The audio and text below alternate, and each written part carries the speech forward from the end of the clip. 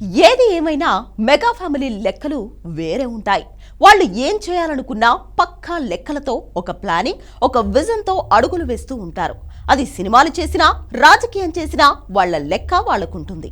ఎక్కడైనా ఎదురు దెబ్బ తగిలితే అక్కడి నుంచి మళ్ళీ ఎలా ముందుకు వెళ్లాలో వాళ్లకున్నంత క్లారిటీ తెలుగు సినిమా పరిశ్రమలో ఎవ్వరికీ ఉండదు.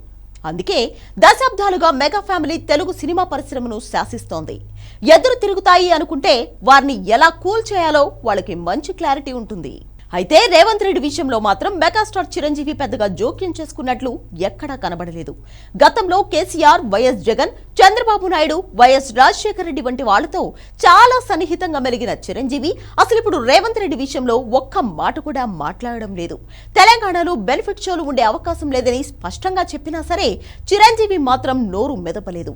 ఇక రేవంత్ రెడ్డితో భేటీ కోసం సినిమా పరిశ్రమ పెద్దలందరూ వెళ్లినా చిరంజీవి మాత్రం వెళ్లే సాహసం చేయలేదు. అయితే ఆయన వెళ్లకపోవడానికి కారణాలు చాలానే ఉన్నాయి. ముఖ్యంగా రేవంత్ రెడ్డి గురించి చిరంజీవికి ఒక అవగాహన ఉంది. ఆయన ఖచ్చితంగా బెనిఫిట్ షోల విషయంలో వెనక్కి తగ్గే ఛాన్స్ లేదనేది క్లియర్ కట్ గా చిరంజీవికి అర్థమైంది. అసెంబ్లీలో మాట్లాడిన మాటపై తగ్గరు అనే అవగాహన ఉంది. అలాగే అక్కడికి వెళితే అల్లు అర్జున్ వ్యవహారాన్ని ఖచ్చితంగా రేవంత్ రెడ్డి ప్రస్తావిస్తారు అనేది చిరంజీవి ముందుగానే అంచనా వేసుకున్నారు. చిరంజీవి అంచనాకు తగ్గట్టుగానే వీడియోతో సహా అల్లు అర్జున్ వ్యవహారాన్ని రేవంత్ రెడ్డి సినిమా వాళ్ళందరికీ ప్రత్యక్షంగా చూపించారు. ఇక ఇవన్నీ తెలిసిన చిరంజీవి అనవసరంగా వెళ్లి ఉన్న పరువు పోగొట్టుకోవడం ఎందుకని సైలెంట్ అయిపోయారు. ఈ రోజు ఉదయం వరకు చిరంజీవి వెళతారని అందరూ భావించారు. కానీ ఆయన మాత్రం వెళ్లేందుకు ఇష్టపడలేదు. గతంలో వైఎస్ జగన్ ఎన్ని ఇబ్బందులు పెట్టినా ఏదో ఒక రకంగా జగన్ను శాంతింపచేసిన చిరంజీవి రేవంత్ రెడ్డి విషయంలో మాత్రం జోక్యం చేసుకోవడం లేదు. అల్లు అర్జున్ వ్యవహారం బయటకు వచ్చిన తర్వాత కూడా చిరంజీవి నోటి నుంచి ఒక్క మాట కూడా మద్దతుగా కానీ వ్యతిరేకంగా కానీ రాలేదు.